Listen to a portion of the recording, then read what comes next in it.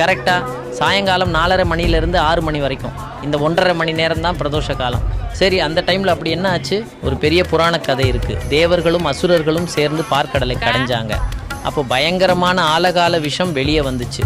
உலகமே அழிய போகுதுன்னு எல்லாரும் பயந்து ஓடினாங்க. அப்போ நம்ம சிவபெருமான் தான் நான் பார்த்துக்கிறேன்னு அந்த விஷத்தை எடுத்து கடகடன்னு குடித்தார். பார்வதி தேவி அந்த விஷம் உடம்புக்குள்ளே போகாமல் சிவனோட கழுத்திலேயே நிறுத்தினாங்க. அதனால தான் அவருக்கு நீலகண்டன்னு பேர்.